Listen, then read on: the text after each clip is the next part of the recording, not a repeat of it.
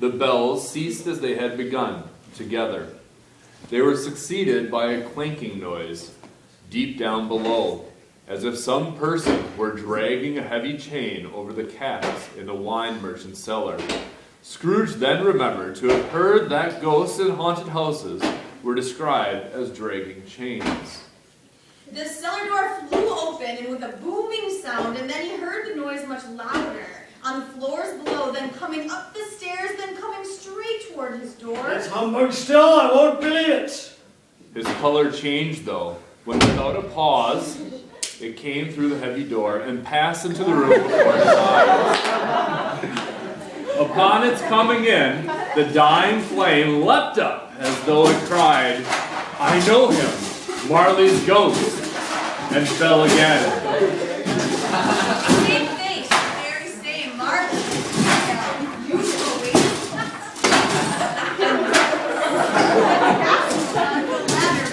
Pretty good. And the hair upon his head. The chain was clasped around his middle. It was long and wound around him like a tail, and it was made out of cash boxes, keys, padlocks, letters, deeds, and heavy purses wrought in steel. His body was transparent, so that Scrooge, observing him and looking through his waistcoat, could see the two buttons on his coat behind. Oh, now, what do you want with me? Much. Who are you? Ask me who I was. Who were you then? You I'm like different for shade. I was your partner, Jacob Marley. Can you sit down? I can. Well, do it then.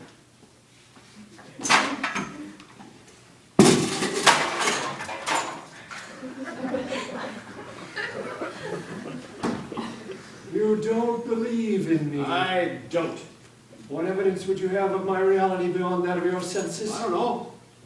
Why do you doubt your senses? Because a little thing affects them. A slight disorder of the stomach makes them cheat. You may be an undigested bit of beef, a blotted mustard, a crumb of cheese, a fragment of an overdone potato. There's more gravy than a grave about you, whatever you are. See this toothpick?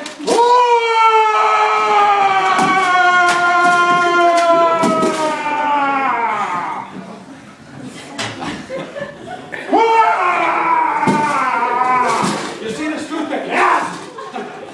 Man of the worldly mind, do you believe in me or not? I do.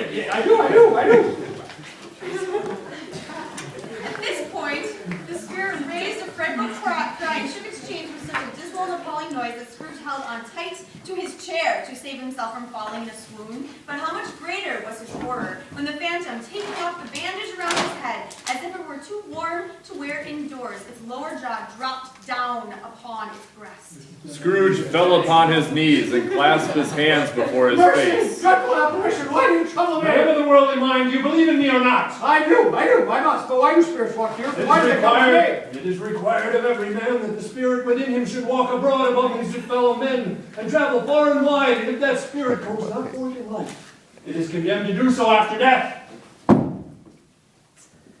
It is doomed to wander through the world. Oh, woe is me, and witness what it cannot share, but might have shared on earth and turned to happiness. You are fettered. Tell me why. I wear a chain I forged in life. I made it, link by link, yard by yard, girded it on of my own free will, and of my own free will I wore it. Is it having strange to you? Or would you know the full weight of the coil you bear yourself? It was full heavy long as this 7 Christmas Eves ago. You have labored on and since it is a ponderous change. Jacob, oh Jacob, I tell me more. Speak comfort to me, Jacob. I have none to give. Oh, it comes from other ministries and is a scourge conveyed by other ministers to other kinds of men. Nor can I tell you what I would. A very little more is permitted to me. I cannot rest. I cannot stay. I cannot linger anywhere. My spirit never roved beyond the narrow limits of our counting house. Mark me. I got it. And weary journeys lie before me. You must have been very slow about it, Jacob. Slow. 7 years dead and traveling all the time. All the time. No rest. So you travel fast. On the wings of the wind. I got over a great quantity of ground in 7 years.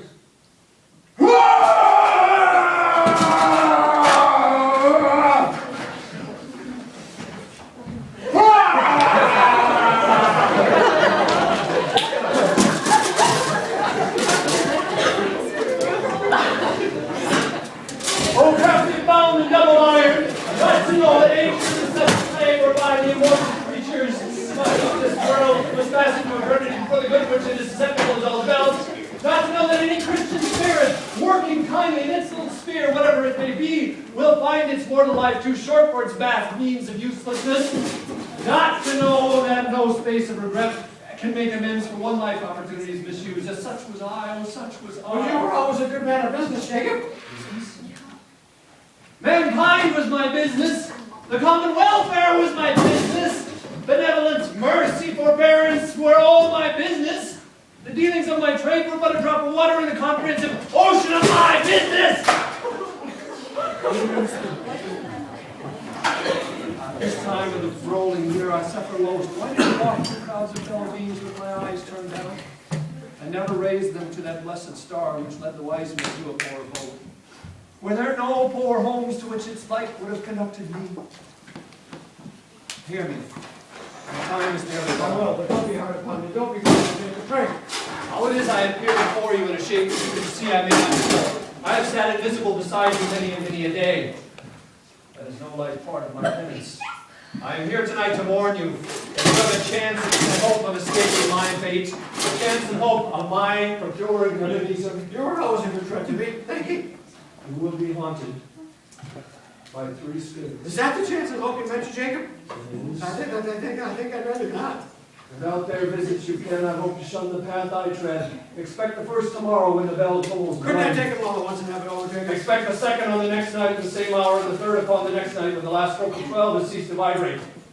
But to see me no more, and look that for your own sake, you'll remember what has passed between us. When it had said these words, the spectre took its wrapper from the table and bound it round its head as before.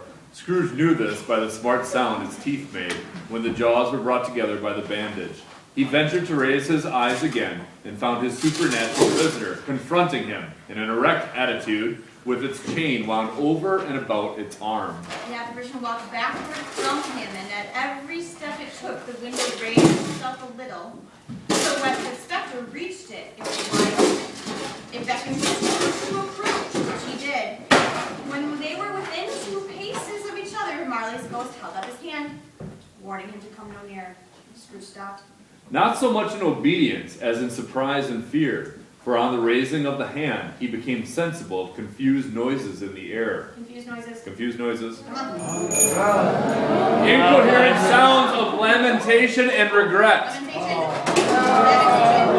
Wailings, inexpressibly sorrowful and self-accusatory. After listening for a moment, he joined in the mournful dirge and floated in deep, dark light.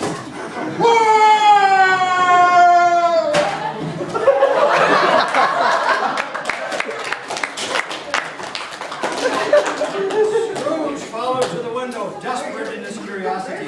He looked out. The air was filled with phantoms, wandering hither and thither in restless haste and moaning as they went.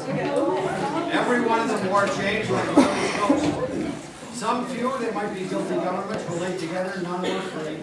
Many had been personally known to Scrooge in their lives. He had been quite familiar with one old ghost in a white waistcoat, with a monstrous iron safe attached to its ankle, who cried piteously at being unable to assist a wretched woman with an infant whom he saw below upon a doorstep. The misery with them all was clearly that they had sought to fear for good in human matters and had lost the power forever. Whether these creatures faded into the mist or the mist enshrouded them, he could not tell. But they and their spirit voices faded together, and the night became as it had been when he walked home. Scrooge closed the window and examined the door by which the ghost had entered. It was double locked as he had locked it with his own hands, and the bolts were undisturbed. He tried to say, "Ha," but stopped at the first syllable. And being from the emotion he had undergone, with the fatigues of the day, was glimpse of the invisible world. The dull conversation of the ghost was late as the hour, much needed repose, went straight to bed without undressing, and fell asleep upon its. You may open the window. That's day one. We're good.